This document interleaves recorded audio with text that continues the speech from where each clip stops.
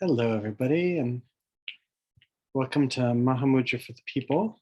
I'm sorting out my headphones. And I wanted to actually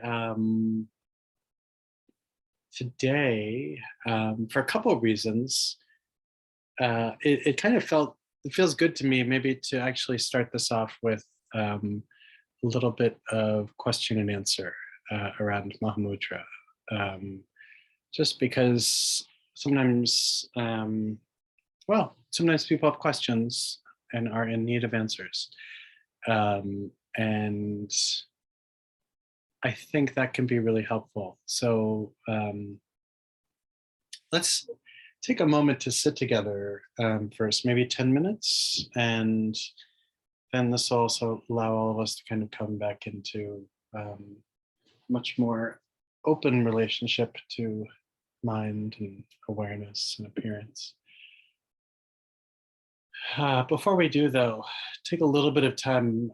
There's this kind of breathing technique that Bokor Rinpoche used to teach that I'll share, where, unlike the 9-round breathing that some people may be familiar with, this is just a basic breathing. He taught this, within the context of Mahamudra. So you're sitting in whatever position is comfortable. In this particular context, you have your hands on your knees, and you make these Vajra fists, right? So the thumb at the base of the wind finger, right? The ring finger is the wind finger, and then as you inhale, you open up your palms so that your hands are open. And you're inhaling basically, through your nose, just this, down through your 2 channels, this white light. And then as you exhale, you slowly close your Vajra fists. And also focus on exhaling out through all of your pores. Right, so you're kind of like extruding just all of the dullness, agitation, lack of clarity. I could even go so far as to say ego clinging.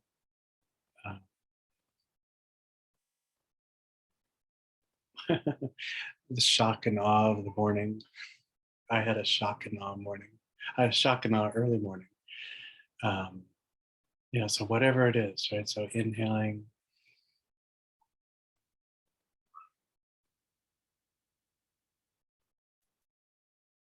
Exhaling. And as you exhale, you're also letting your body be as if it's made of crystal. It's crystal.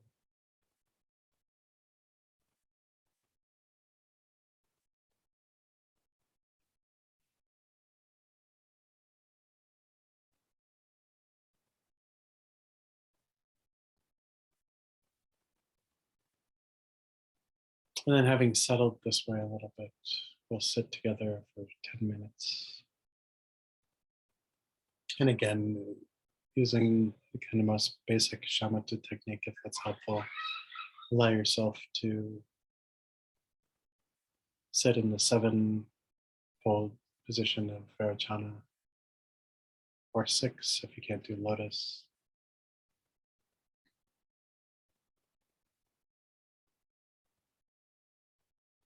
And bring your attention to something in your visual field, or to your breath, or to both at the same time.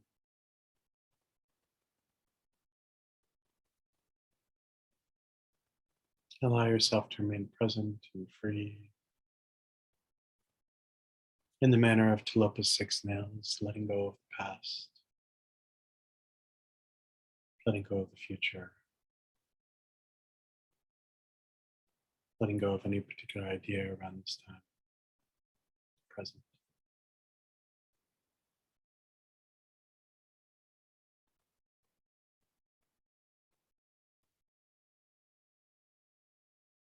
Nothing to control,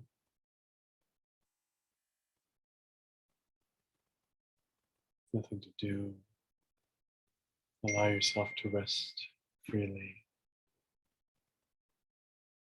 We'll do this for 10 minutes.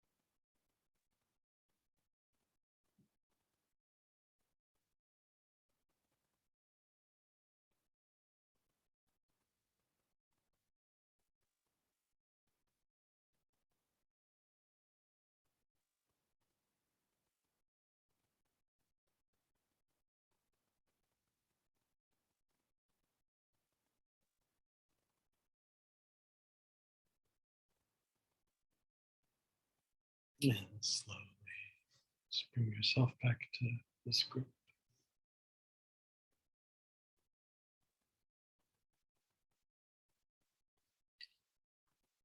So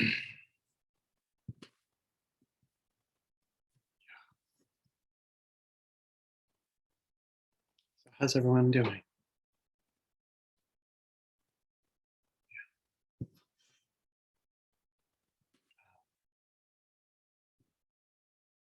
Does anyone have any questions about practice? What is Mahamudra? Why do we do it? Why is it important? Katie, I'm jealous of your chair. Of your chair.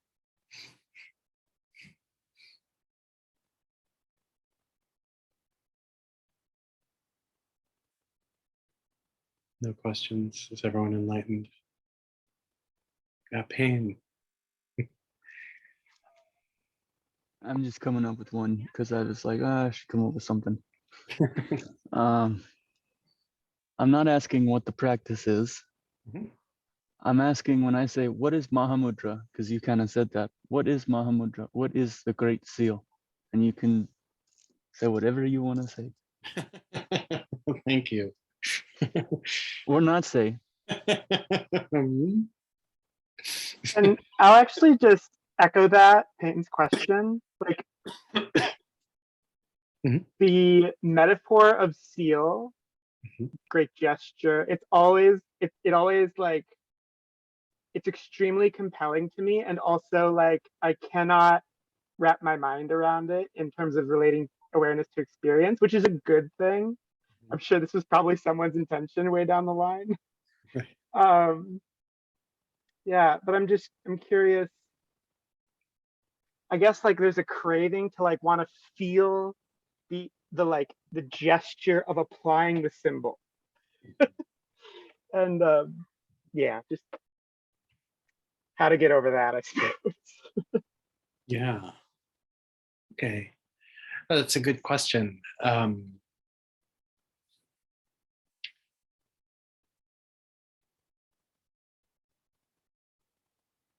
So the Great Seal, right? The kind of seal-like quality of it is like an impression, right? So like Tibetan style or Chinese style or Japanese style, I guess, you know, those seals, like the one stamps. And, you know, very much to your point, Eric, you know, the interesting thing about, like, I don't think symbol, and I know that's not your word because there have been a variety of translations. Symbol is an interesting one too, because a symbol is something that unlocks a particular kind of meaning, but then a symbol is also a thing, right? And so Mahamudra is not a thing. And if it's a symbol of anything, I think we could say the closest symbol would be a mirror. As a seal, though, it is, you know, often said to be the, you know, that which can leave an imprint on absolutely everything. And there's only one thing that's able to leave an imprint on everything, and that is awareness. Right? And so we use this term mind quite a bit, you know, in all of these practices, you know, Mahamudra as well as Dzogchen. And what's not meant is the kind of mind that we typically kind of find in the study of psychology or something, you know, here, where mind is not cognition. Mind is this union of space and awareness. And that union of space and awareness is the seal itself. It has no particular location because it's everywhere. It imprints absolutely everything because it holds everything that arises. So this could be thought activity, emotion, appearance, color, everything that arises. And kind of like we were saying a little bit last week, everything that we experience whether or not it's clarity in meditation practice, or dullness, agitation, scatteredness, that too is, we could say, impregnated by this quality of spacious awareness. And so then, I guess maybe we have to wonder a little bit, like, what the hell does spacious awareness mean? And what does it mean for like mind to be blended with space, or awareness to be blended with space? And this also, I guess, requires a little bit of translation out of like the way we normally know awareness. Is like, in one way, awareness has a considerable amount to do with knowing, to know that something is a particular way. In the context of Mahamudra, this knowingness is not localized to any kind of relative mind that we might be familiar with from like Western psychology. So, yes, our mind knows. I know that I'm sitting in front of all these books and this computer, and I see, kind of without my glasses, these smudges of faces on my computer. I know that.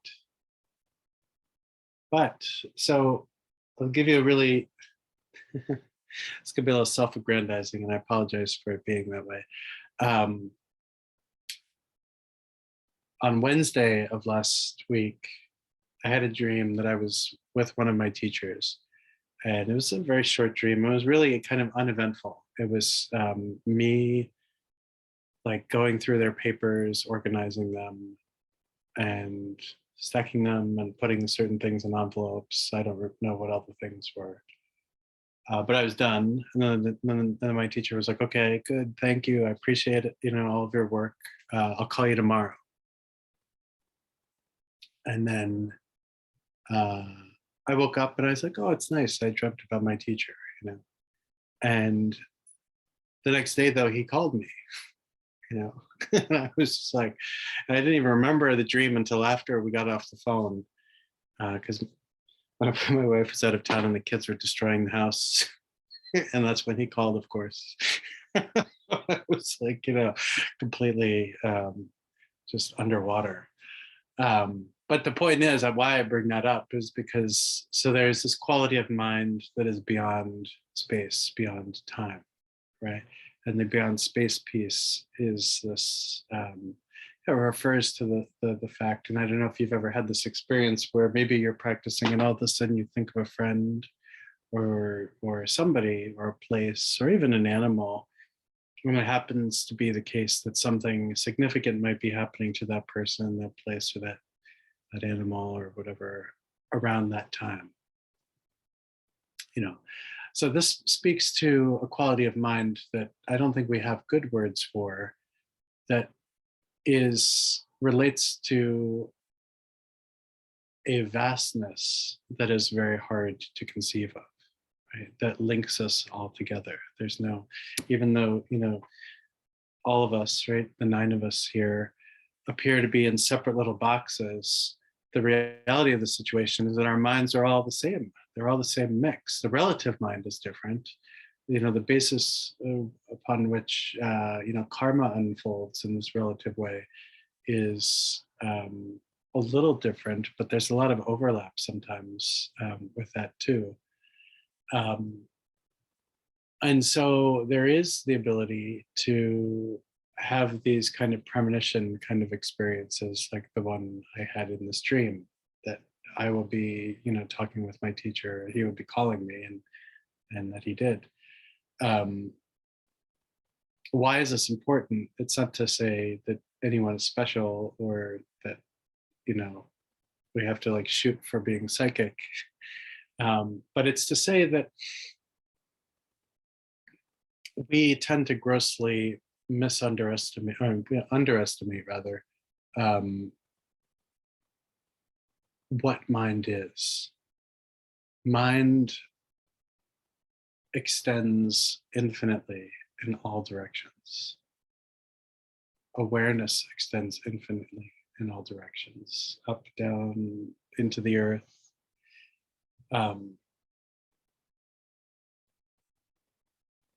And so that is the great seal part, right? So, and in our habituation to, so for my case, right, limited Justin, just this like, human being who is always the object of scorn and, just, everything is always happening to me. That's the only thing that happens in the world, it seems. I wake up and all this stuff just is happening to me. I go to sleep.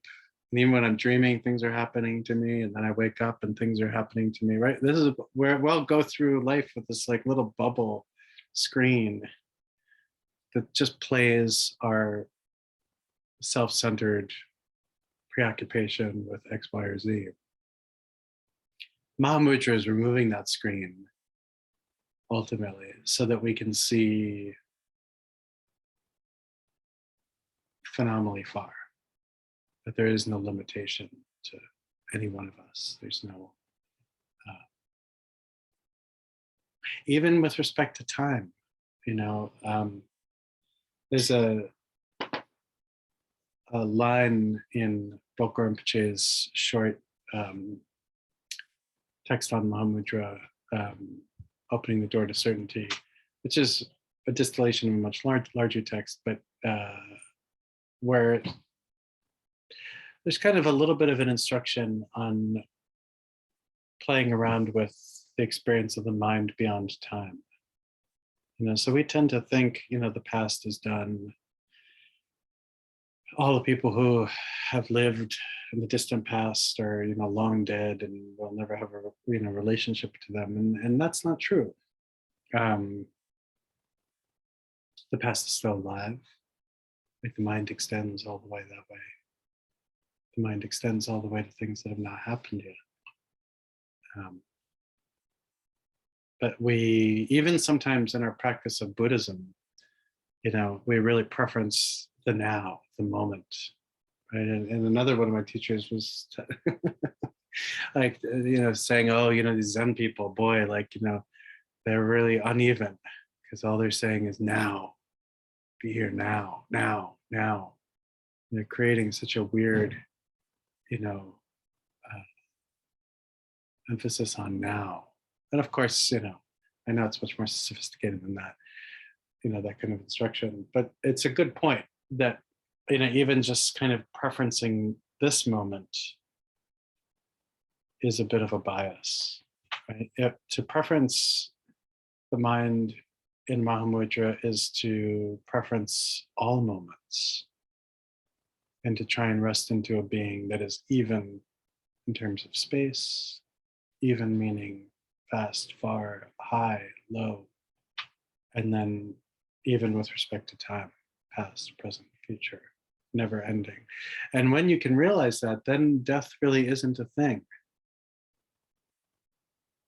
The constancy of this timeless experience, it becomes a really nice blanket that we can curl up in in those days when we need that. I don't know, it's kind of a long-winded answer. Went all over the place, but hopefully that's helpful.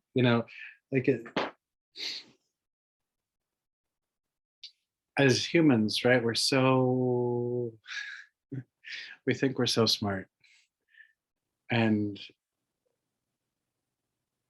one of the hardest things for us is to communicate in a way that is I don't know, that captures accurately things in ways that might be, things that are hard to understand, very, very, very abstract. We'll use weird terms like the Great Seal, right? And the seal, that kind of, but it's like the great, I don't know what it's like in terms of like, the right words, like it's I don't even know if that's super necessary. Yeah. You know, I'll say one thing, like, you know, the times that I've had pointing out instructions from my teachers that like offer this direct experience, the memory of those experiences feels like the rug has been pulled out from underneath my feet and I'm floating in space. Like, I remember Boku Rinpoche gave me one set of pointing out instructions in like 1999 or something, 1998, in this really weird town, Siliguri in West Bengal. It's really kind of like, what is it? Mos Eisley, like in Star Wars, where, like, you know, Luke Skywalker was a little boy. It's just kind of like, you know, weird, not pleasant town in northern West Bengal. And when he gave it, I felt like I was floating above the world. You know, there was just this experience. The thing that was the most pronounced experience was that of incredible vastness. You know, there was no reference point. And yeah, I think that sometimes we can crave this experience of no reference point, and then at other times fear this experience of no reference point. That can be quite destabilizing. But I think that the more we kind of habituate ourselves towards a location of, we could say, less reference point or lighter reference point, more translucent or transparent reference point, the less of a big deal everything becomes, in a good way, you know. And when it's not a big deal, the definitions don't really matter. I was reading this instruction from this teacher, and he said, he was like, you know, so many masters want to die with mantra right on their lips.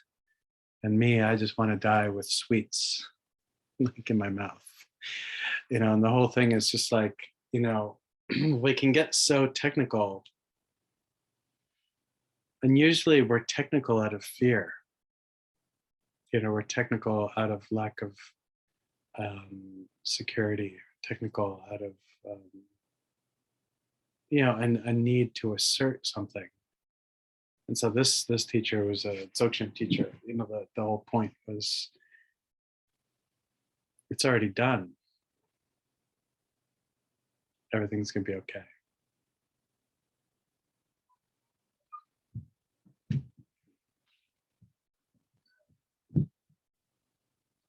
So what does that lead to?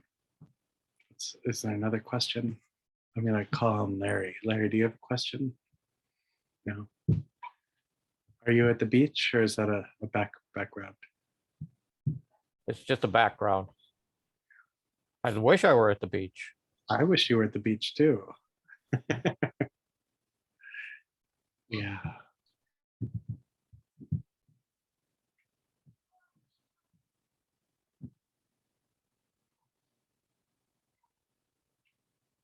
Yeah, Melissa. Yeah, I wanted to ask about something. First of all, I'm sorry I'm late. I had demons and 2 devices and couldn't get online, so sorry.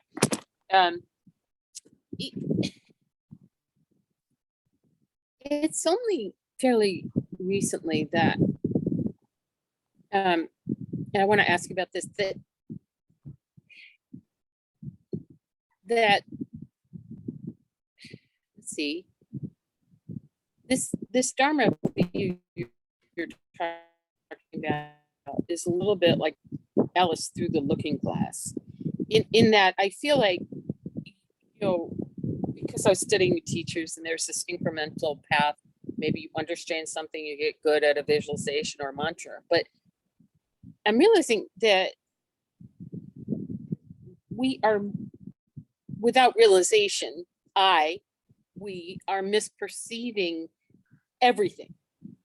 And I sort of call it mental origami. Like we're trying to make samsara, if I play it this way, if I game it this way, if I do it this way, and that's completely useless.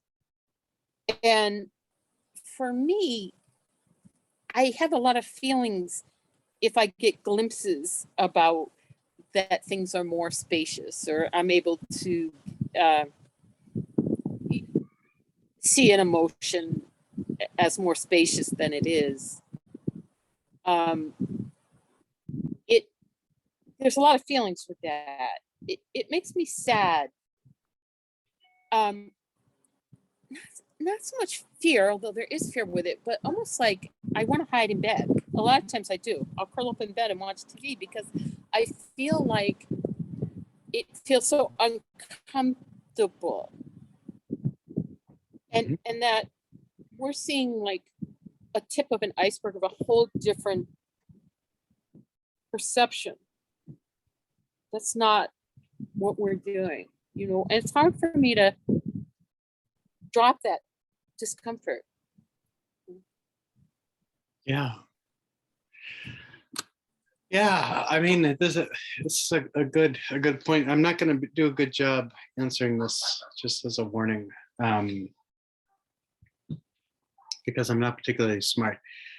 One good example of why I'm not particularly smart is I never really understood, when the Matrix came out, everybody was like, oh, this is such a great metaphor for Buddhism. And at the time I was a little like, what the hell is everyone talking about? Like, I don't quite get this. And that might be because at that time in my life, I was, basically like, I mean, I wasn't ultra orthodox, but I was pretty orthodox, right? So I was like, it's just this way. This is Buddhism, blah, blah. But it doesn't have anything to do even with getting loose in Dharma. I think what I understand now about that analogy or metaphor is that all we are doing is living in a hallucinatory experience that is not truly the way it is, right? And that's not to say that if I scratch like those lottery cards, get a coin and scratch the surface of my reality, like I'll see something else, not to be taken literally, but that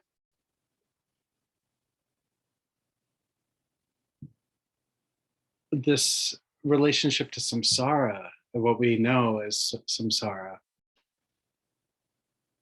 is also not that much of a big deal, right? But so much of what causes the pain of samsara is our reactivity. So I'm thinking right now about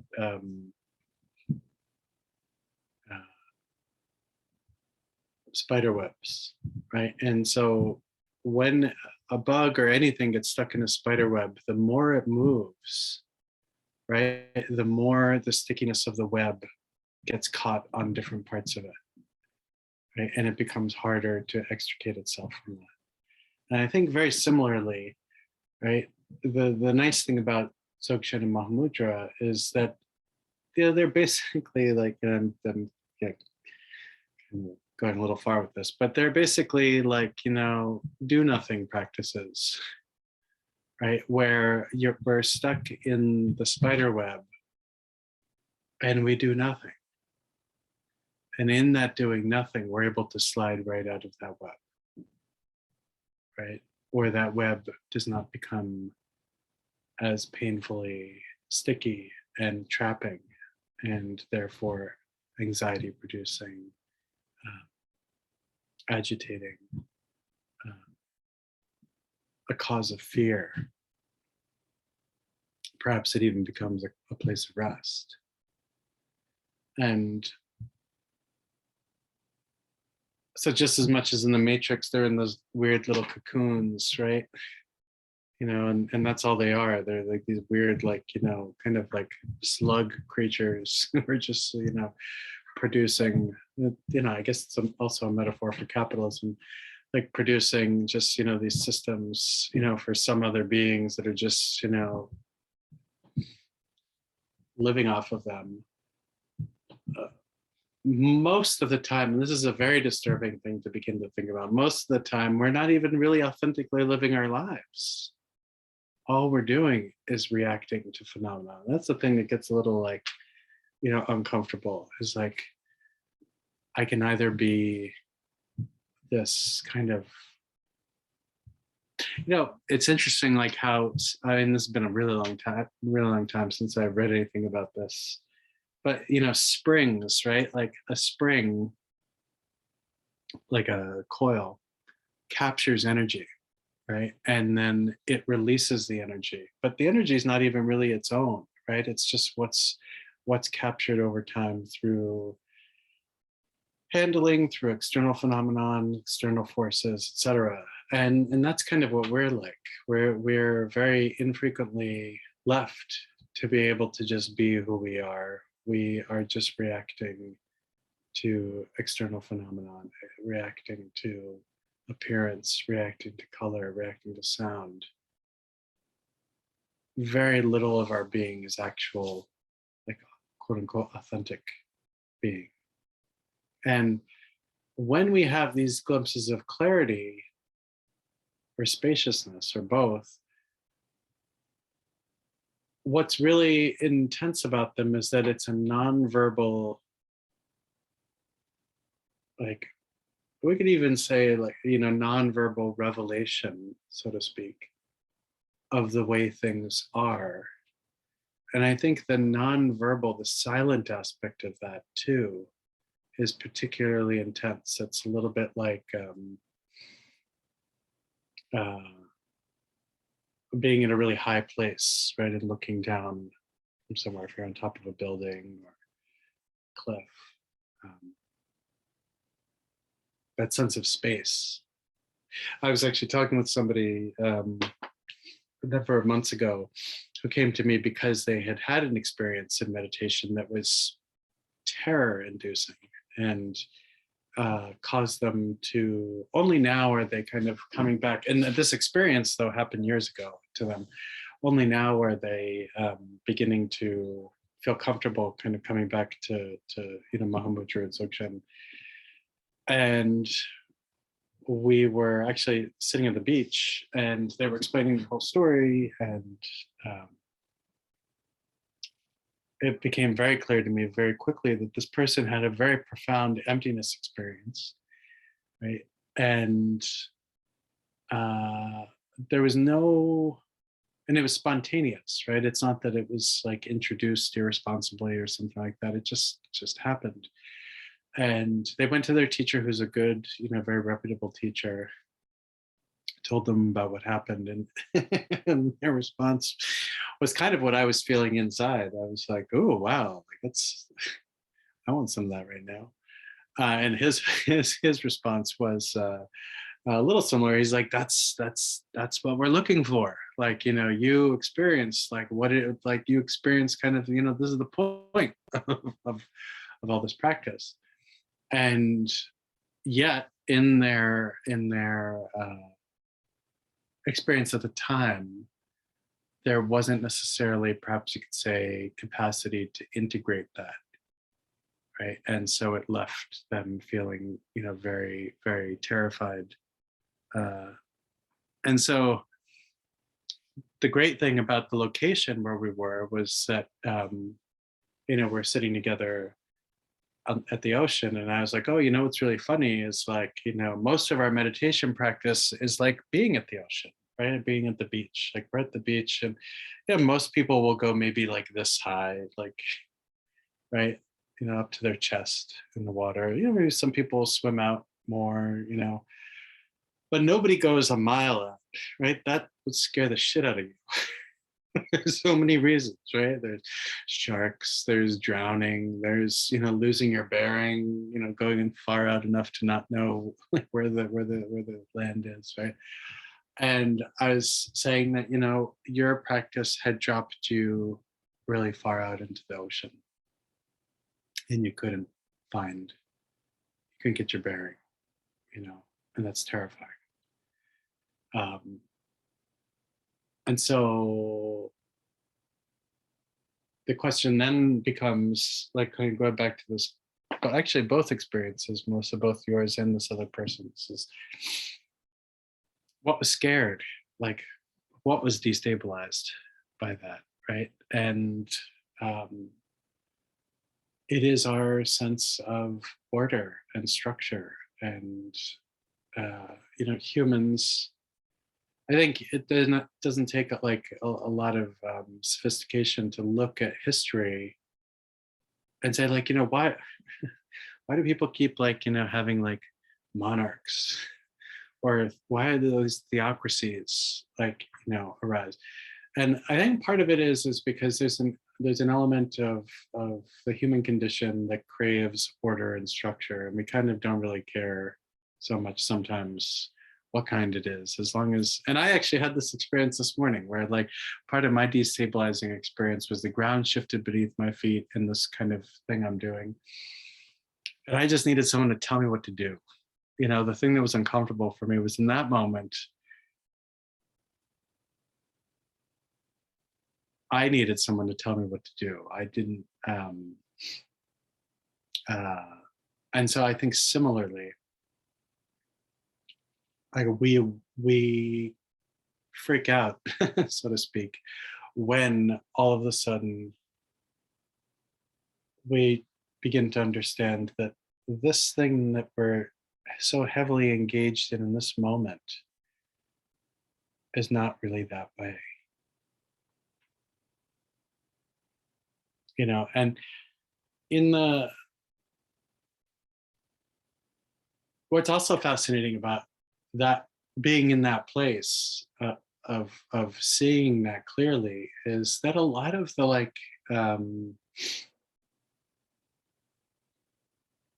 lot of the ideas about things don't matter also, which is a little disconcerting too, especially when you've invested so heavily.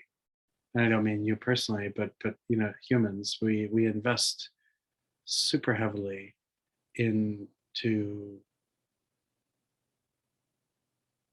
thought structure, you know, patterned ways of being, of relating, of organizing ourselves, of, you know, relating to, I mean, you know, it's in ways that become like super bizarre, you know.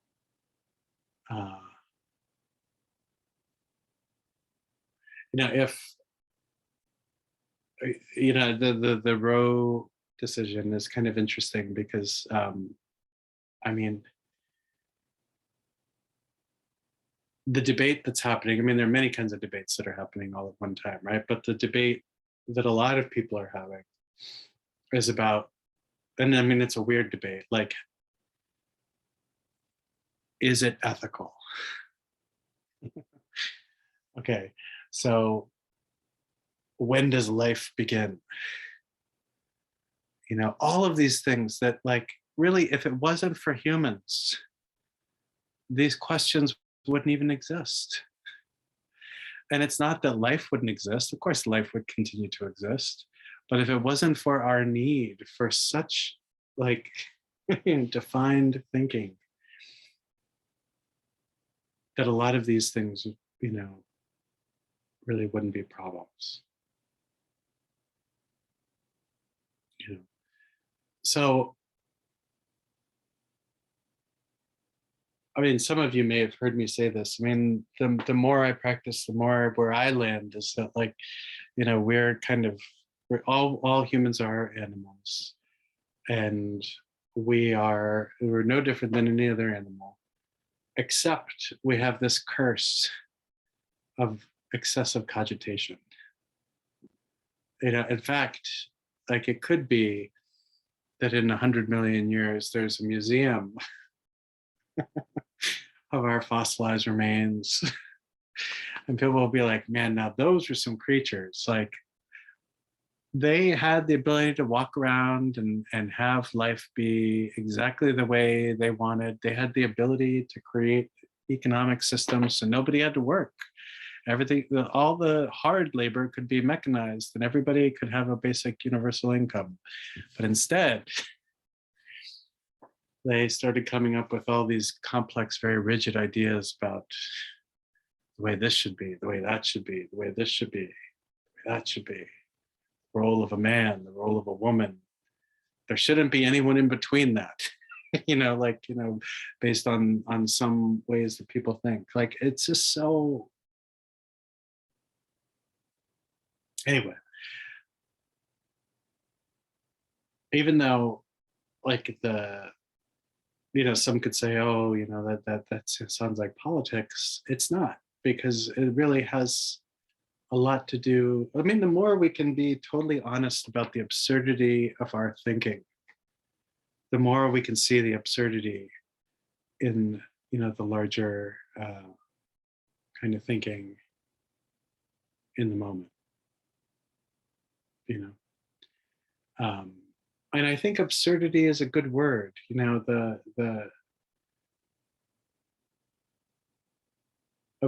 Absurdity is like the third way. Outside of, like, judging ourselves as good or bad. Well, my thinking is not good or bad. It's just particularly absurd and problematic. So anyway, I don't want to go off too long, but is that helpful? It's super helpful. And just real quickly, so when that happens, just follow Mahamudra instructions, what you've advised us to do. In other words, it's just another thought or emotion, a new practice with it, the same way you've taught. Yeah, just Right. let it go. Let it go. Isn't it like what was that? Was it Frozen? Where that's one of the songs they sing about letting it go? My kids love Frozen. So there was like a year where that's all we would listen to in the car. Oh, nice. Love, Death, and Robots. Yeah. Yeah, very good. We'll check it out. We're in need of a new show. Yeah, this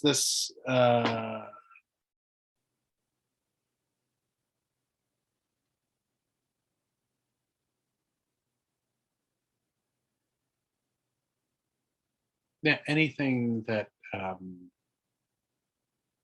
arises, we just let go. Like, we're not geologists, right? So we're not collecting rocks, we're not collecting seashells. Sally, who lives down by the seashore. We're just resting freely, naturally, without any kind of predilection. Like, nothing to do, nowhere to go. We're like, we're hobos. Hobos of space. Got our little pack and we're just going. Travis, is that your hand? Yeah, thank you. Yeah, I feel like I almost feel like I need to keep hearing the same thing again and again. So this might be a like redundant sort of question, but when you were talking about like how we don't even get to live like our lives authentically so much of the time because we're reacting to things. And okay, so here's this, this kind of rub with that is because I feel like a hobo in space who's like being constantly thwarted. And there is some, as you've been talking about, having a kind of like wordless or sort of like intuitive understanding, realization of how things are, and kind of knowing what that is, and I do, you know, versus being kind of like wrapped up and absorbed in a like missing it or diluted kind of zone. So I guess, you know, like my complaint is that like it, like I feel like I like, you know, continuously want to live my life authentically in a way of like, I know what I'd really like to do after Mahamudra group today.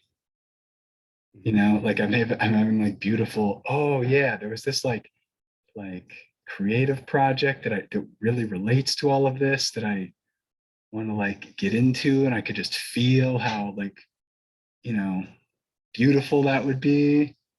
But I gotta push a button on the time clock so that I get enough numbers to like put the numbers over there. And it's just like, fuck, it sucks, you know?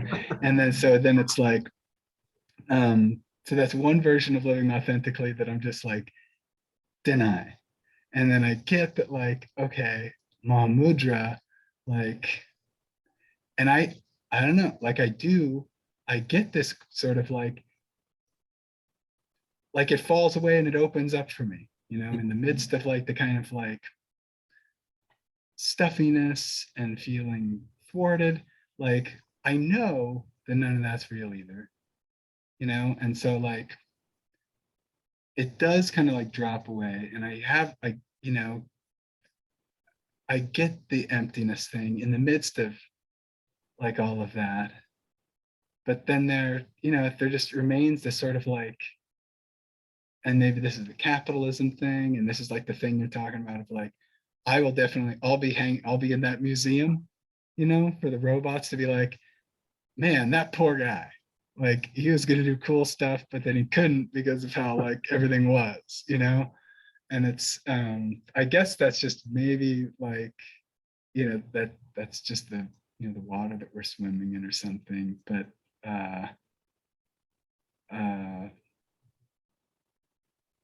maybe I don't know. I had like kind of a subtle question or something, but I think that's gone. Yeah. It's just this thing again.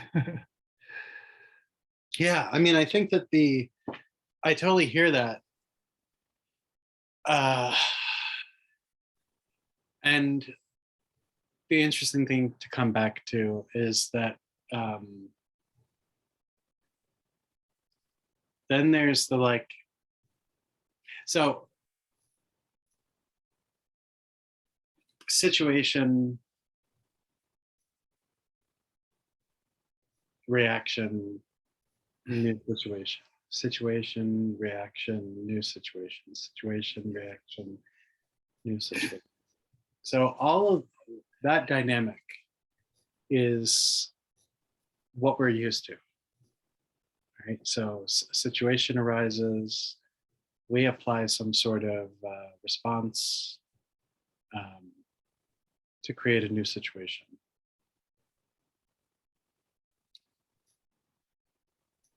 That's fine, and it works reasonably well some of the time.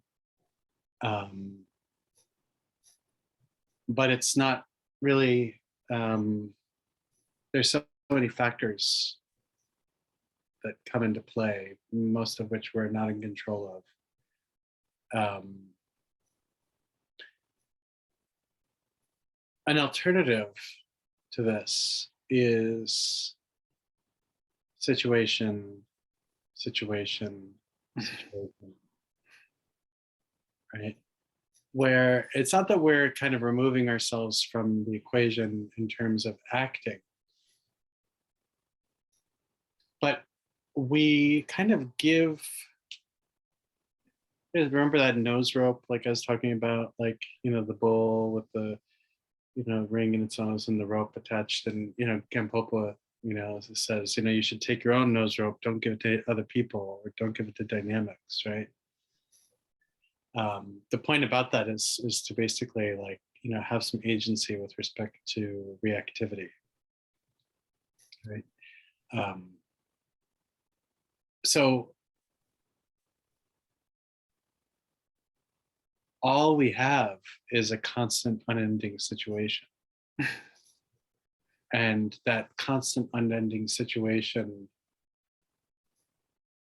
in its pleasantness or unpleasantness, is something that we end up externalizing often, right? Blaming, shifting blame, shifting, you know, blame to externally, blame internally,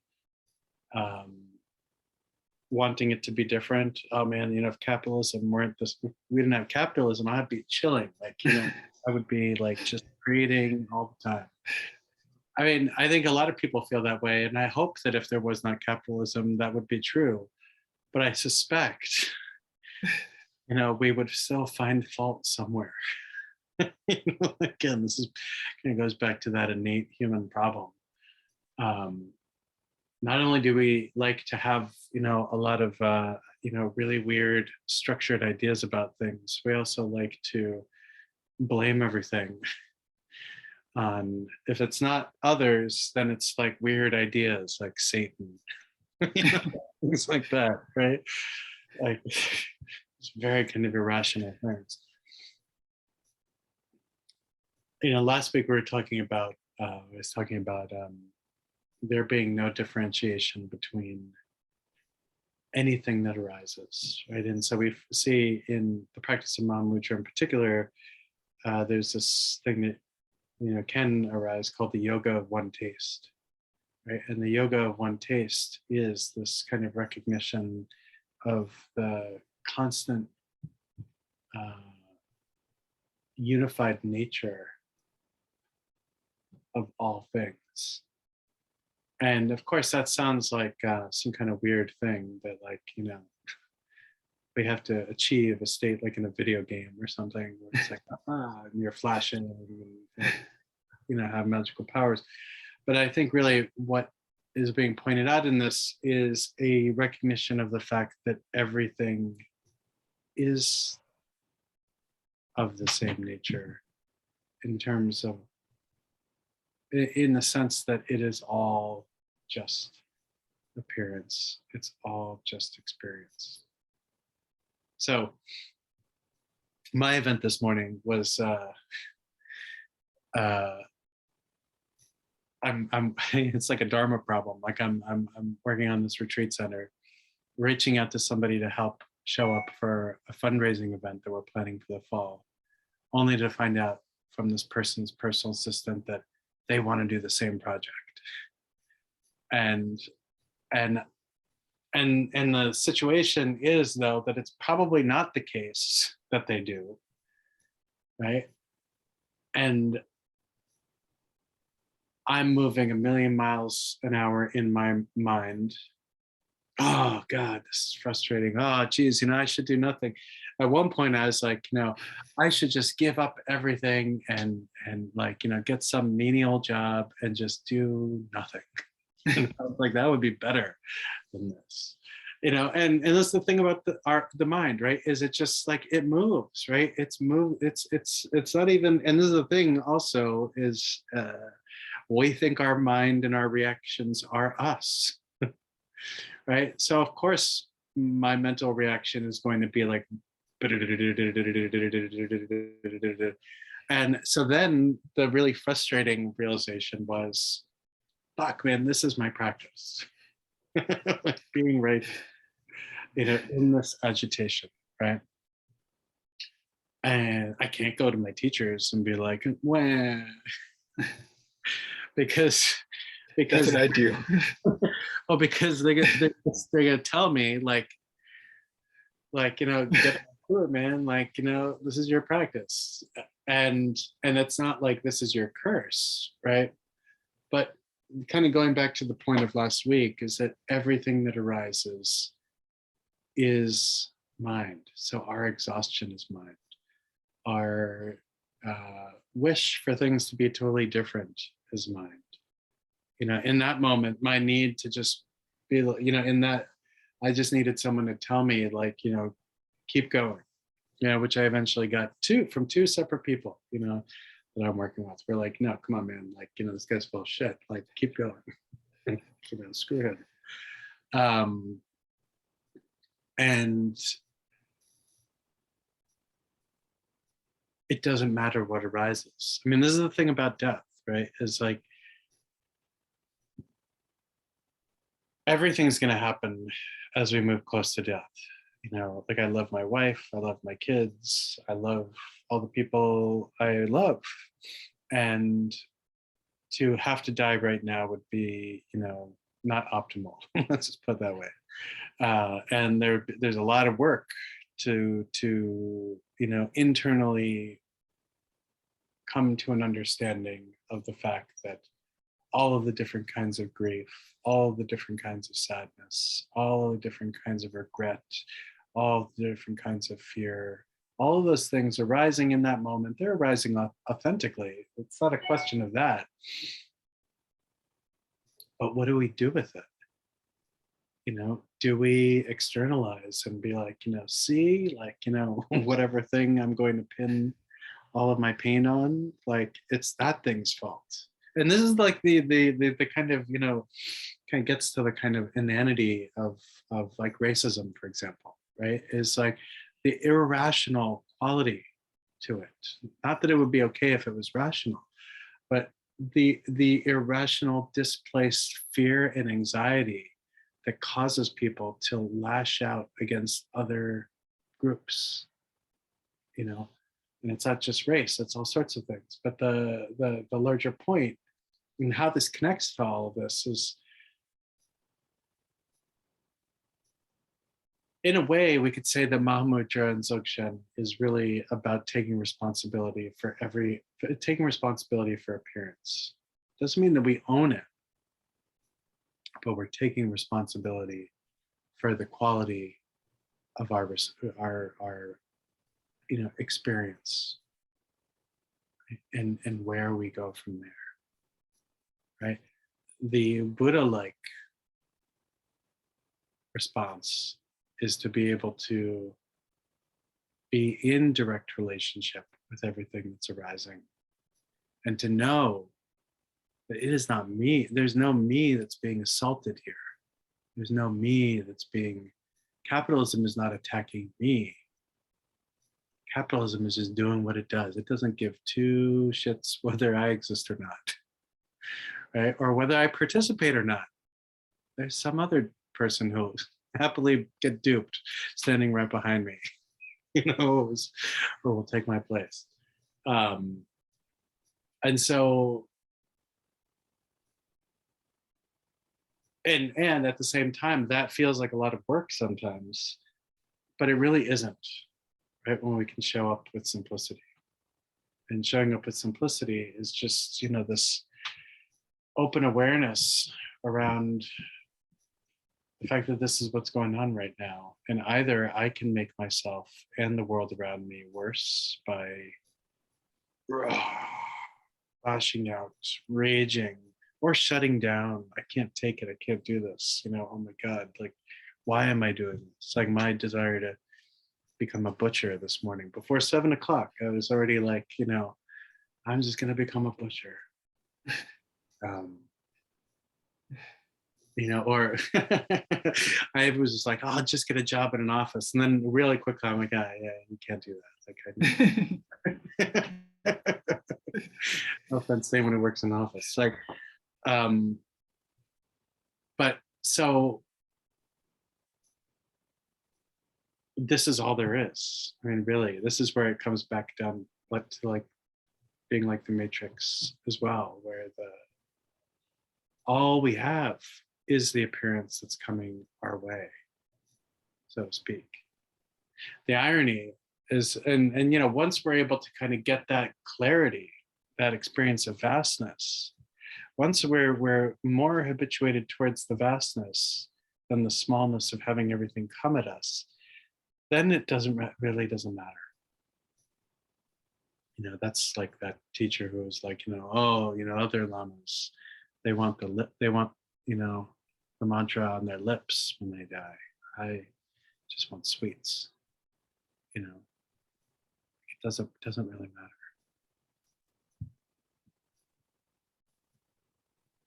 But yeah, it's hard.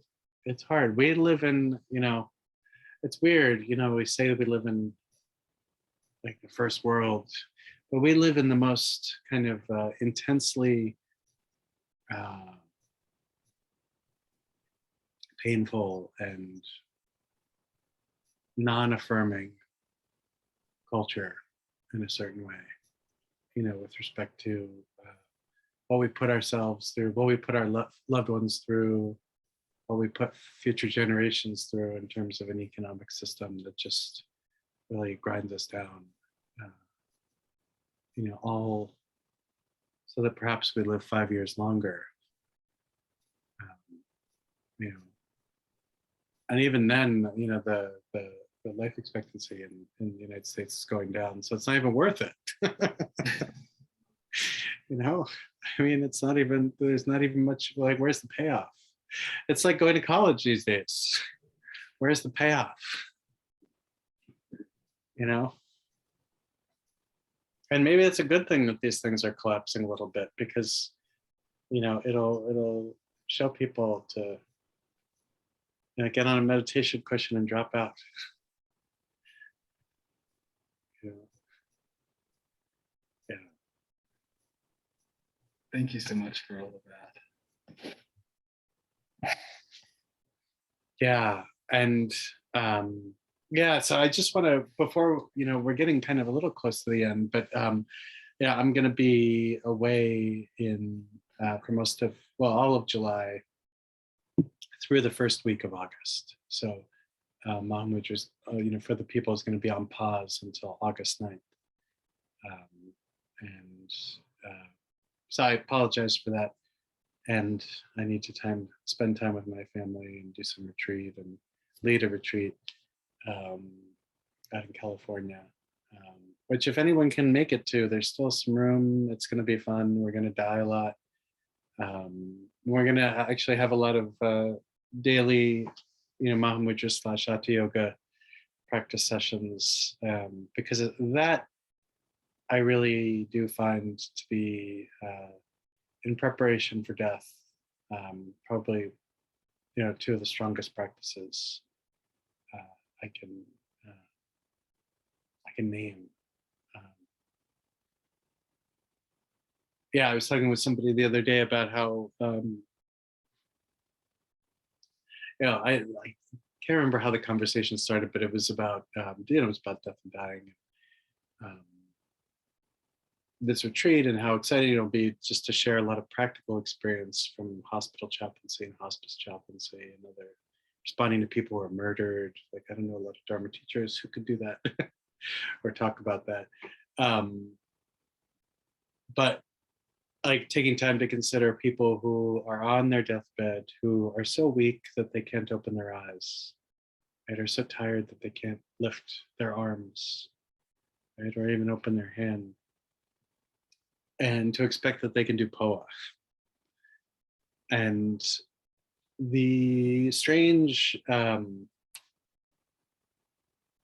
assumptions that exist sometimes, like we know the practices that are helpful, POA, Bardo, etc., right? And I don't understand why we haven't taken some time to actually consider these much more equanimous, spacious ways of practicing that are much more harmonious to heavy duty rest. You know, in order for POA to be, you know, really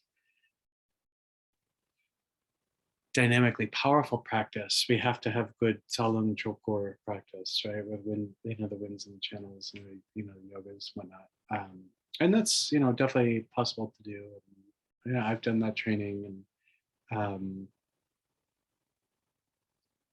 but as we age and weaken, right, holding that kind of practice is hard, right? Which is why, you know, Mahamudra and Dzogchen are really powerful, resting into that big, wide, open spaciousness.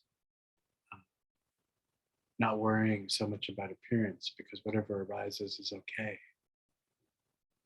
So what we can begin to do now with respect to any kind of meditation practice is automatically going to be powerful for us when we get to that state.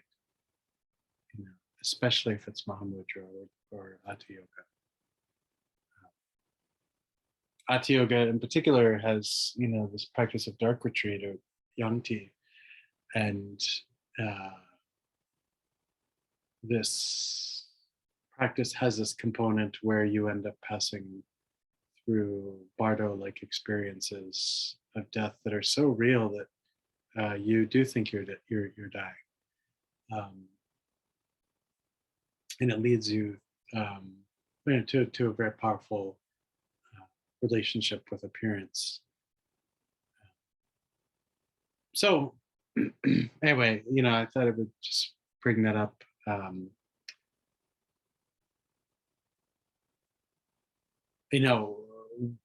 We are all very smart and tend to be educated in the United States, and that's great, but it also isn't when it comes to Dharma. And so we always want more. We want more things, we want more practices. And the simplicity of Mahamudra and the simplicity of Hatha Yoga is a really nice counterpoint to this need for collecting a toolkit of a whole bunch of different things. With this kind of, understanding we've been conditioned to have, that the more you have, the better you are. Right? The more Dharma instruction you have, the better you are. The more meditation practices the better practitioner you are. That's not really true.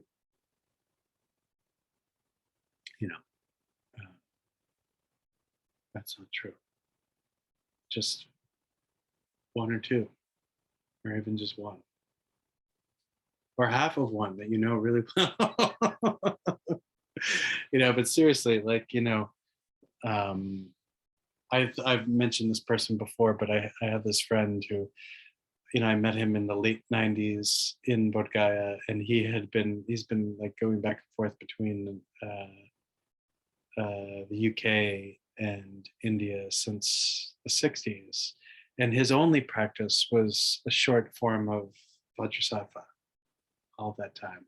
And he was at all these notable Dharma transmissions, the Rinchen Terzo, all of this stuff. And even then, he was like, nope, you can't get me to add one more practice to this.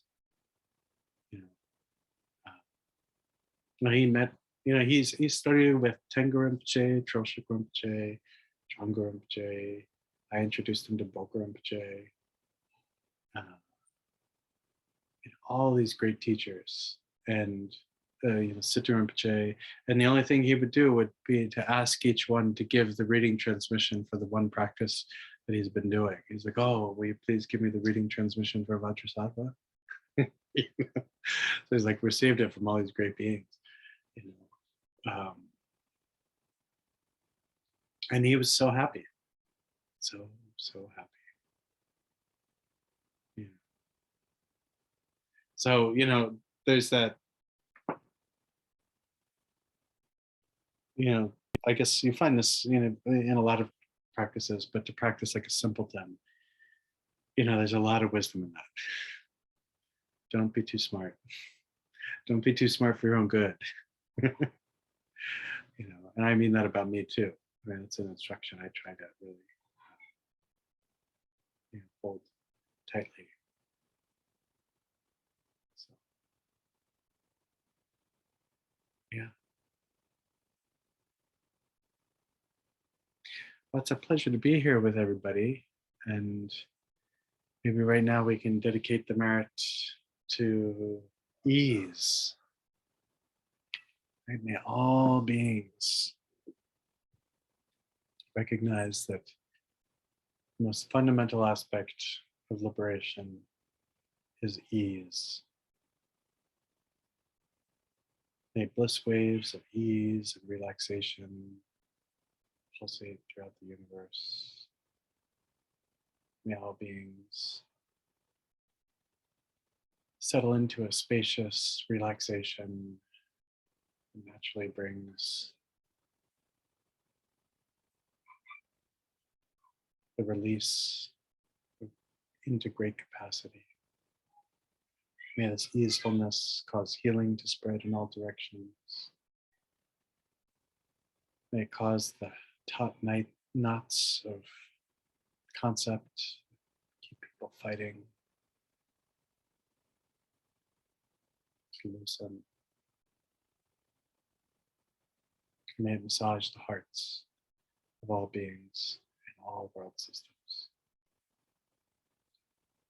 Thank you all. Take good care, and I'll see you in August. Be well. Bye-bye.